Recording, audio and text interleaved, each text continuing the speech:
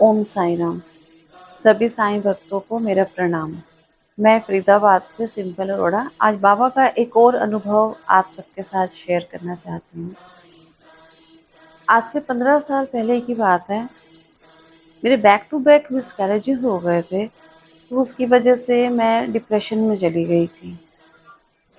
अब इतना ज़्यादा नेगेटिव थॉट्स थे, इतना लो फील करती थी कि मेरी मेडिसिन स्टार्ट हो गई थी डिप्रेशन की, और नींद नहीं आती थी तो स्लीपिंग पिल्स भी मुझे लेनी पड़ती थी, क्योंकि उसके बगैर नींद आती ही नहीं थी। और जागती थी तो बहुत नेगेटिव थॉट्स आते थे। तो ठीक है जी, वो रूटीन चल रहा था, रोज़ वही नींद की गोलियां खाती थी तो जाके थोड़ा सा स्टेबल होती थी। एक दिन ऐसे सोचा कि शिरडी जाऊंगी तो मैं बेटर फील करूंगी, तो हस्बैंड को बोला कि मुझे शिरडी जाने का मन है। हस्बैंड पूरी तरह से कोऑपरेट करते थे इस चीज़ के लिए, उनको पता था कि ये इस टाइम डिप्रेशन में है। वो कुछ भी ऐसा करने को तैयार हो जाते थे जिससे मुझे खुशी मिले। तो हस्बैंड को बोला आप शिरडी की टिकट्स बुक कराइए, हम लोग शिरडी चलेंगे। उन्होंने टिकट्स बुक करा दी, तीनों की, बेटी, मैं और हस्बैंड। अब टिकट्स बुक हो गई, जब जाने का टाइम नज़दीक आने लगा तो भी तबीयत तो ठीक थी नहीं। तो यही सोच रही थी कि वहां जाके हस्बैंड परेशान ना हो जाए मेरे, कि मेरी भी कंडीशन ऐसी है, बच्चा छोटा है, बेटी अभी 5 साल की नहीं हुई थी मेरी। तो ये सोच के हस्बैंड को फिर बोला आप टिकट्स कैंसिल करवा दो। पहले खुद ही कह के बुक करवाई और फिर खुद ही कैंसिल करवा दी कि आप टिकट्स कैंसिल कराओ, मेरी हालत नहीं है कि मैं सफर कर पाऊँ बिल्कुल भी। तो हस्बैंड ने टिकट कैंसिल करा दी कि ठीक है, जब तुम्हें लगे तुम ठीक हो, तुम जाना चाहती हो, हम दोबारा बुक करा देंगे टिकट्स। तो ऐसा सोच रही थी कि मैं बाबा से मिलने नहीं जा सकी तो बाबा को ही अपने घर बुला लेती हूँ। तो एक साईं संध्या कराने का मन में आया थॉट कि चलो साईं संध्या कराती हूँ, इसी बहाने से बाबा मेरे घर आ जाएंगे। तो अपने हस्बैंड के अलावा मैंने अपने ब्रदर और मदर से ये बात शेयर की कि मुझे मन है साईं संध्या कराने का। उन्होंने भी फुल कोऑपरेट किया कि अगर मन है तो तुम कराओ। तो अपनी मम्मी को बोला कि आपके घर के साथ जो हॉल है वो पता करो, अगर वो उस डेट को मिल जाता है तो हम करा लेंगे। वो हॉल ऑलरेडी बुक था। तो मौसम को देख के थोड़ा सा ये था कि टेंट ना लगवाऊं, प्रॉब्लम हो जाए, गेस्ट आने हैं घर पे, तो इसलिए थोड़ा सा डर रही थी। लेकिन जब वो हॉल नहीं मिला तो प्रोग्राम कैंसिल कर दिया कि अगर हॉल नहीं मिला, वो बोला, तो नहीं कराऊंगी। और मन में जो विचार था वो बेटी के बर्थडे पे कराने का था। ये सोचते सोचते 3-4 दिन रह गए थे सिर्फ बेटी के बर्थडे को। जब 3 दिन रह गए बेटी के बर्थडे को तो डोरबेल बजी एक दिन। मैं दिन का टाइम था, हस्बैंड ड्यूटी थे, अपने जॉब पे गए हुए थे, मैं अकेली थी घर पे, बेटी स्कूल गई हुई थी। तो बोले कि आपने साई संध्या करानी थी। मैंने बोला भाई साहब करानी तो थी लेकिन अब नहीं करानी। बोले क्यों? मैं कहा मेरी तबीयत ठीक नहीं है इसलिए मेरे को नहीं करानी है अभी। कह रहे सिर्फ यही कारण है साई संध्या ना कराने का कि तबीयत ठीक नहीं है? मैंने कहा हाँ तबीयत ठीक नहीं है। मन में तो ये सोच ही रही थी कि गेस्ट वगैरह आएंगे इतनी दूर से तो कैसे संभालूंगी उनको अकेली।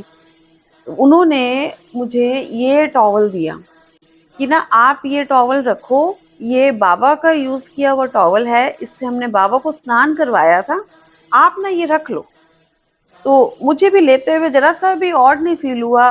किसी अनजान से जिनको मैं जानती नहीं हूँ, उन्होंने मुझे टॉवल दिया और मैंने चुपचाप रख लिया। तो हस्बैंड जब शाम को घर आए तो उनको बताया कि ऐसे ऐसे एक भाई साहब आए थे, वो साइंस संध्या करते हैं और मुझे ना ये वो टॉवल दे गए हैं कि आप ये रख लो। तो मेरे को ना एक थोड़ा पॉजिटिव थॉट आया कि करा लें। तो हस्बैंड ने बोला अगर मन है सच में तो कराओ, टेंशन वाली कोई बात नहीं है, कुछ मौसम कुछ नहीं होता है, तुम कराओ, टेंट वेंट लगवाओ घर के बाहर और धूमधाम से कराओ। 2 दिन के अंदर अंदर हमने सारा अरेंजमेंट किया, फटाफट से बुकिंग कराई, सबको फोन किए, गेस्ट वेस्ट सब आ गए, तो खूब अच्छे से साई संध्या हो गई। सबने अच्छे आनंद लिया, खुशी खुशी ये फंक्शन निपटा। उसके बाद तबीयत थोड़ी सी बेटर होने लगी, धीरे धीरे धीरे धीरे। वो पिल्स छूट गई, स्लीपिंग पिल्स जो मैं लेती थी, वही रूटीन पे आने लगे। लेकिन ना बस ये था कि हाँ चलो बाबा का आशीर्वाद है, ठीक हो गई हूँ। एक दिन ऐसे ब्रदर से बोला, मैंने कहा मैंने तो प्रोग्राम कैंसिल कर दिया था ना बाबा की चौकी कराने का, तो तूने फिर भी उस भाई साहब को भेज दिया करने के लिए? कह रहा जब तुमने मना कर था मैंने तो किसी से भी बात नहीं की थी। मैंने कहा उन भाई साहब को किसने भेजा फिर मेरे घर? ऐसे ही बहुत दिनों के बाद ये बात निकली, जब चौकी हो गई थी, सब ठीक हो गया था, मैं ठीक हो चुकी थी। उसके बाद एक दिन भाई से पूछा तो उसने कहा कि मैंने तो किसी को भी नहीं कहा था, जब तुमने मना ही कर दिया था कि नहीं कराएं तो मैं किससे बात क्यों करता। ये बात सिर्फ बाबा जानते हैं कि वो भाई साहब कैसे मेरे घर आए थे, उनको मेरा एड्रेस किसने बताया था। हमारे लिए ये बात आज तक राज है कि वो कैसे हमारे घर आ पहुंचे थे। ये सिर्फ और सिर्फ बाबा जानते हैं कि उनको मेरे घर का पता किसने दिया, किसने कहा कि मेरे को चौकी करानी है, और वो ये टॉवल क्यों लेके आए मेरे लिए। 15 साल हो गए इस टॉवल को यूज करते हुए, ये आज भी मेरे पास है। और हम जनरल जैसे सब टॉवल्स घर के यूज करते हैं, ऐसे ही ये टॉवल यूज होता है। ये मेरे बाबा की लीला नहीं तो आप बताइए और क्या है। और बाबा के जितने भी एक्सपीरियंस हुए मेरे साथ, उन सब में मैंने एक बात नोट की कि जब ये हमारे साथ घट रहा होता है, जब ये एक्सपीरियंस हो रहे होते हैं ना, हमें समझ नहीं आता उस टाइम पे कि ये क्या हो रहा है। उसके बाद हमारे को ध्यान आता है कि ये सब तो बाबा की लीला थी, है ना। ऐसे और भी बहुत से एक्सपीरियंस मेरे साथ हुए हैं जिसमें मुझे वो एक्सपीरियंस होते टाइम बिल्कुल नहीं पता था कि ये हो रहा है मेरे साथ, लेकिन बाद में बाबा ने रियलाइज करवाया कि ये तो उन्हीं की लीला थी। ऐसे हैं मेरे साईं, आप भी जुड़कर देखिए, जीवन आनंदमय हो जाएगा। तब तक के लिए, नेक्स्ट एक्सपीरियंस जब तक आता है तब तक के लिए, ओम साई राम।